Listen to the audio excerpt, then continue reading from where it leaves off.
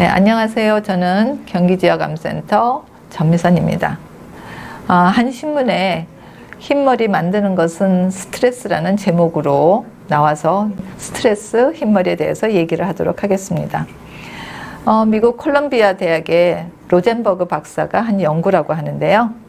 흰머리는 노화로 자연적으로 생긴다는 것으로 우리 다 알고 있습니다. 물론 일찍이 새치가 생기는 젊은 사람도 있지만, 그래서 우리는 알면서도 또 저를 포함해서 대부분이 늙게 보이기 싫어서 염색을 합니다.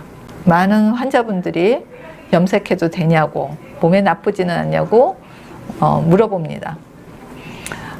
실제로는 연구를 보면 어떤 연구에서는 염색을 해도 자주 만지는 전문가 집단 아니면 큰 문제 없다고도 하고, 그렇지만 연구 염색, 우리가 하는 그런 화학 제품 염색으로는 그래도 작지만 이 여성 호르몬에 예민한 유방암 또는 난소암 발생률이 좀 더 증가한다고 보고는 돼 있습니다.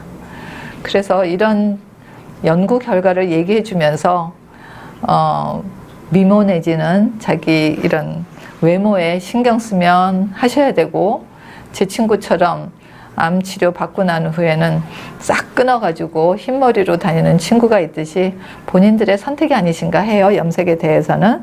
우리 흰머리는 나이가 들면서 모발의 뿌리에 있는 멜라닌을 형성하는 그런 줄기세포, 멜라노사이트가 이제 손상되면서, 손실되면서 생긴다고 합니다. 그런데 한 번 생긴 흰머리가 다시 까맣게 된다는 거는 그동안 보고된 거는 없는데, 한두 케이스로 어린 나이에 새치가 생겨서 그러다가 다시 검은 머리가 된 거를 보고된 거는 있다고 합니다. 실제로 저희 어머니, 시어머니를 보면 한 분은 90 넘었고 한 분은 이제 90으로 다가가는데, 저희 시어머님이 작년에 여기가 까만 머리가 나더니 지금은 이제 더 또 나이 드셔서 하얀 머리로 바뀌었고, 저희 친정어머니는 작년부터 까만 머리가 나기 시작하고 아직은 좀 있습니다. 그걸 보면서 스트레스 없으면 흰머리도 까맣게 되나를 저는 봤다고 생각합니다. 우리가 나이 드신 분을 계속 유심하게 보고 그러지는 않아서. 그런데 이번 연구는 9살에서 65세 사이에 건강한 염색을 평생 하지 않았던 14명을 대상으로 연구를 진행합니다. 이제 다른 곳에서도 다양한 털을 뽑아서 모근까지 포함해서 특수한 촬영을 하고 단백질 구성도 검사하고, 저도 이제 상세한 거는 연구 방법을 봐야 되겠지만, 그리고는 그 중에 10명에게 그 사람들에게 지난 12개월간 어떤 스트레스가 극심하게 있었는지, 0에서 10 사이, 아주 정말 미칠 정도로 힘들면 10, 이렇게 해서 스트레스 정도를 표시하고, 어떤 때 즐거운 이벤트가 있었는지 12개월을 이렇게 표시하게 해요. 우리 머리는 한 달에 1cm 자란다고 하니까 그 머릿결을 이렇게 보고 그거를 해서 이제 지도를 그린 거죠.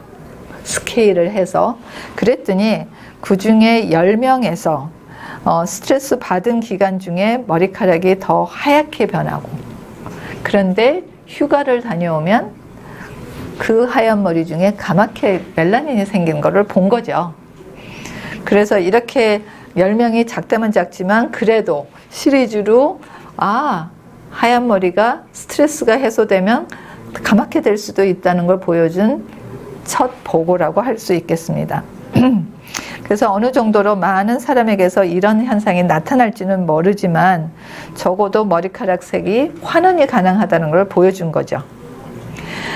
최근에 이런 책도 있습니다. 제가 이제 정리하는 중인데, 노화의 종말이라는 책을 보면, 노화는 이제 그냥 자연스럽게 우리가 늙어가고 모든 사람이 맞이하는 게 아니고, 노화도 질병이다.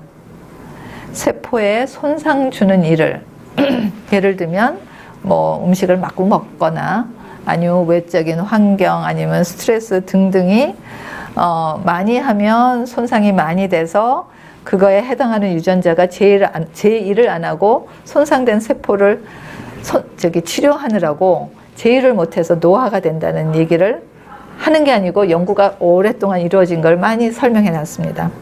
그런데 그런 손상 주는 일을 적게 하면 노화도 적게 일어나고 노화를 되돌릴 수 있다는 거를 이제 그런 연구들을 잘 설명해 준 책입니다. 일치한다고 봅니다. 실제로 우리 보면 명상을 하면 아니면 지중해식 식단을 하면 아닌 사람들보다 소위 말하는 장수 유전자의 텔로미어가 길다는 걸 얘기하거든요. 그러니까 생활 습관이 장수, 노화와 관계된다는 걸 이미 설명드리고 들으셨을 거예요.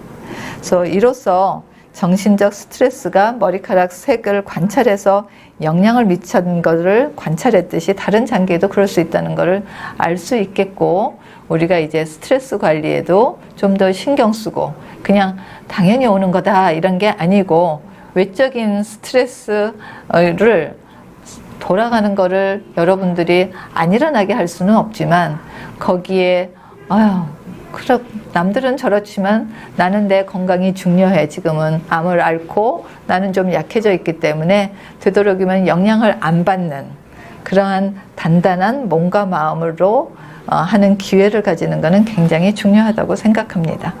그래서 오늘은 머리카락으로 스트레스 관리의 중요성을 설명드리고자 했습니다. 감사합니다.